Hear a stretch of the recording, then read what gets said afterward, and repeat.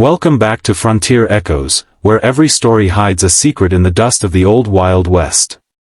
Today's tale will chill your spine and warm your heart, about an old woman everyone ignored, until a poor cowboy changed everything.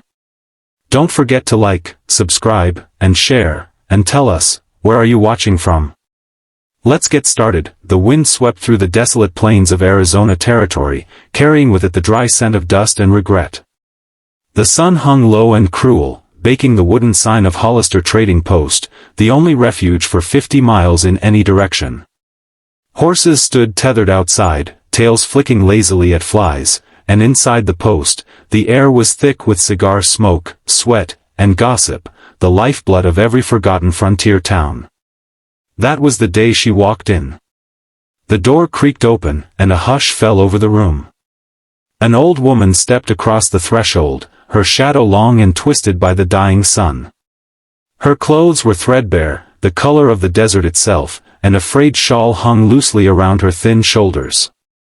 She carried nothing but a small leather pouch, tied tight, and a wooden cane smoothed by years of use. No one spoke to her. Men at the bar turned their eyes away.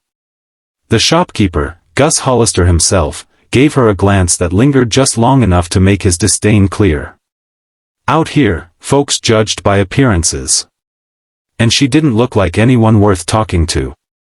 "Evenin'," she whispered, voice frail as the wind through dry grass. Gus didn't answer. He spat into a bucket, wiped his hands on his apron, and finally muttered, "Ain't got no charity here, ma'am. Whatever you're beggin' for, try Fort Randall." Her cloudy eyes shifted toward him. "I'm not beggin', son. I'm tradin'." That earned a few chuckles from the cowhands near the stove. One of them, a tall red-headed wrangler named Pike, grinned and said, "Lady, you look like you ain't owned nothin' but that cane in 20 years.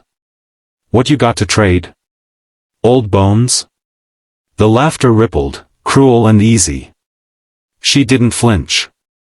Her hand trembled slightly as she untied the pouch and placed it on the counter.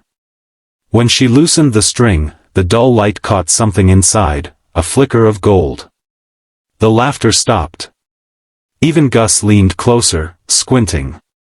Inside the pouch lay 3 large gold nuggets, raw and heavy, each the size of a walnut. They weren't weather-worn flakes, these were pure, fresh, and rich. "Good Lord," someone breathed. The old woman's lips curved into the faintest smile. "Told you I was tradin'." Gus's tone changed quick. "Well now, maybe we got off on the wrong foot, ma'am. What can I do for you?" "I need a few things," she said calmly, pulling a folded piece of paper from her sleeve. "Flour, salt, lamp oil, 2 tins of coffee, and some dried beans. Nothin' more."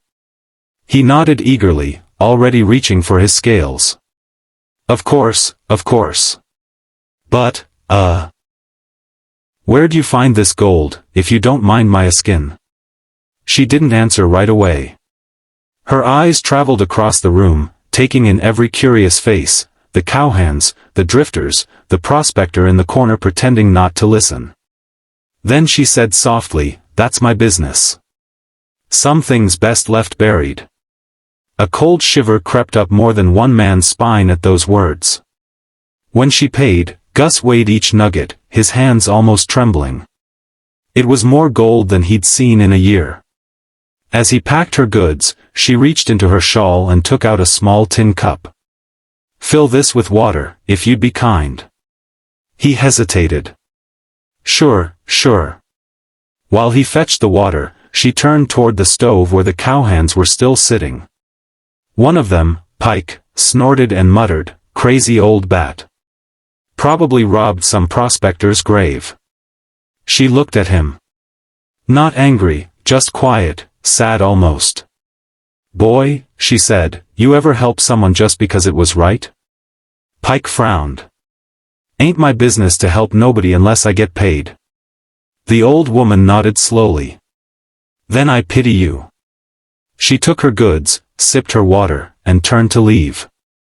But as she reached the door, her knees gave out. The bag slipped from her grasp, spilling flour and beans across the floorboards. Nobody moved. Not a single man in that room made a step toward her. Gus just stared, annoyed at the mess. Pike looked away. All except for one. From the corner of the room, a young cowboy with dust on his hat and patches on his coat stood up. His name was Eli Carter, a hand from the Jackson spread, one of the poorest ranches in the county. Folks barely noticed him most days. But now he crossed the room, crouched beside the fallen woman, and gently lifted her back to her feet. "Easy now, ma'am," he said softly. "Gotcha." Her eyes met his, and for the first time, they weren't cloudy, they were sharp, alive.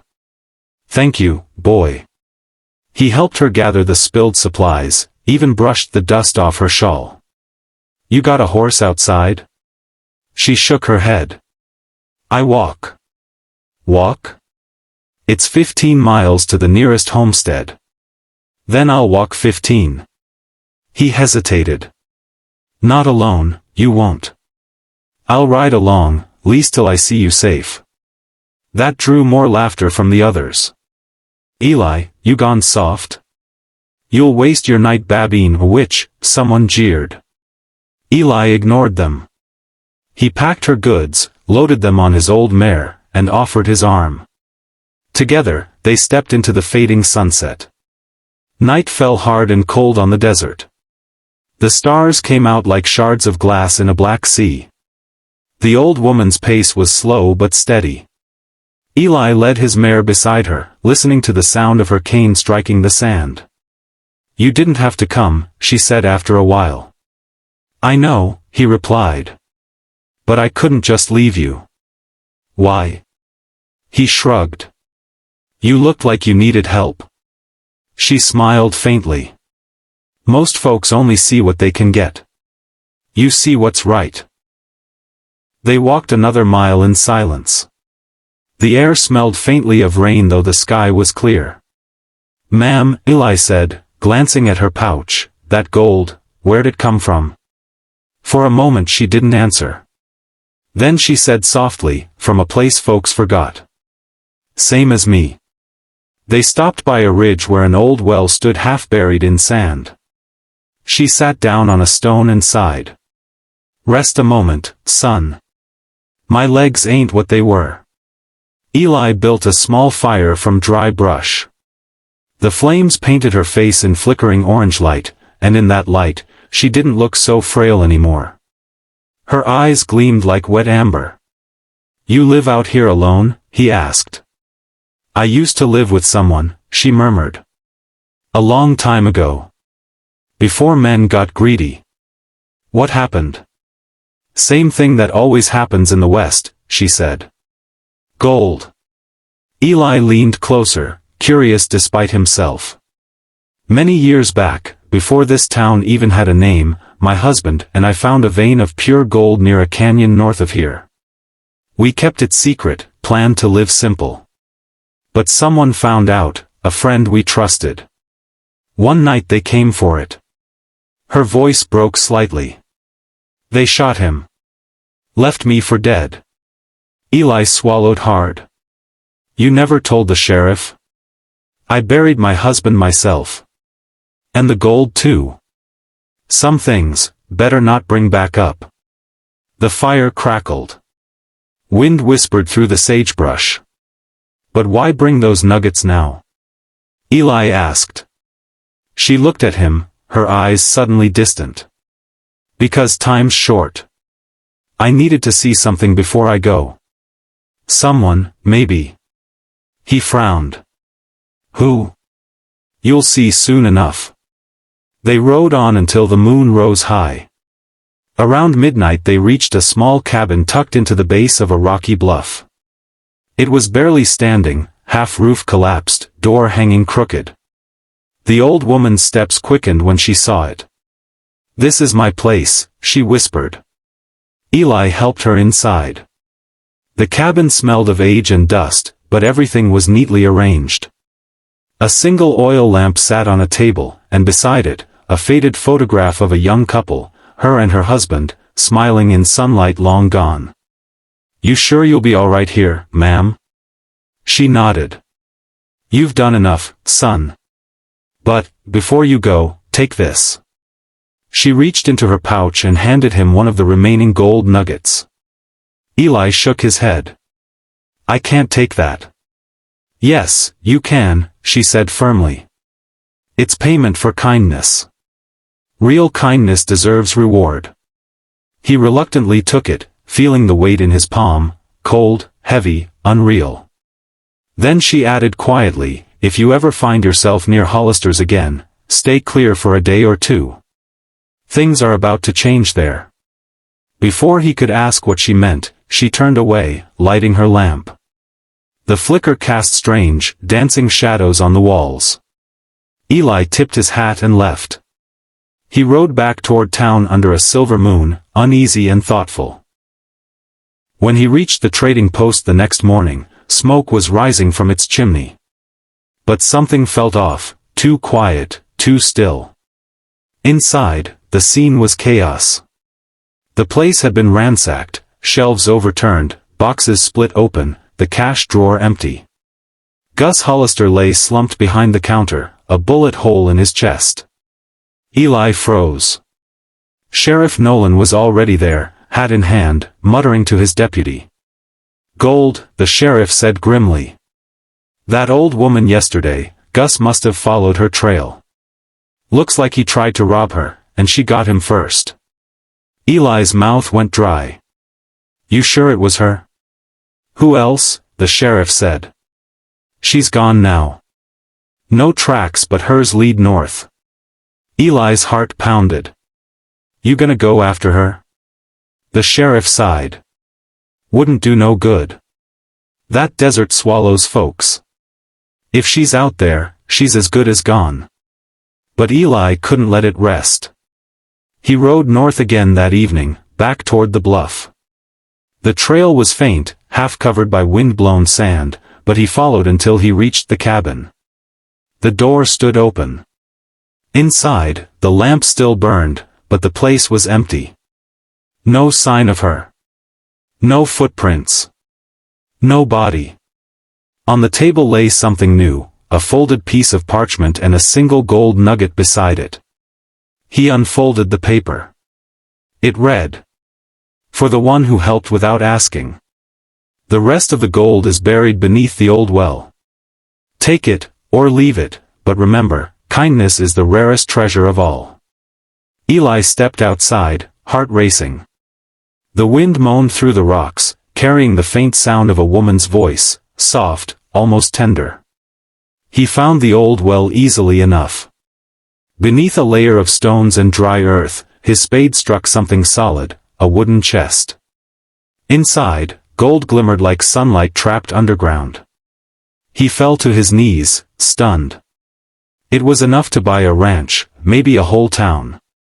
But the moment he looked up, he thought he saw her, just for an instant, standing at the ridge, shawl fluttering in the wind. Smiling. Then she was gone. Weeks passed. Eli sold some of the gold quietly, bought a small spread west of town, and hired a few hands. Folks started calling him Lucky Carter, though he never told the real story. Hollister's death stayed unsolved. Some said bandits did it. Others whispered that the old woman was a witch who cursed greedy men. The sheriff eventually stopped asking questions. But one night, months later, as Eli sat by his fireplace, he heard a soft knock on his door. When he opened it, no one was there, only a small leather pouch hanging from the handle. Inside were 3 more nuggets and a note that said simply, "You did right, boy. Keep doing right." He stood there for a long time, staring into the dark. Somewhere far off, thunder rolled across the plains. Years later, after Eli grew old and gray, he told the story once, only once, to a boy who worked his ranch. "She wasn't just some drifter," Eli said, eyes fixed on the horizon. "She owned more than gold. She owned the kind of truth men forget. You can measure a man's soul by how he treats someone who can give him nothing. The boy asked, "What happened to her?" Eli smiled faintly. "Some say she walks the desert still. Every time a man helps another without expecting pay, maybe she's there, watching." He leaned back, looking out over the sunset-bathed hills. "And if you ever find yourself at an old well north of Hollister's," he added softly, "listen close. You might hear her whisper." The wind sighed across the plains, carrying that whisper through time and dust, a reminder that in a world of greed and gold, one act of kindness can outshine them all.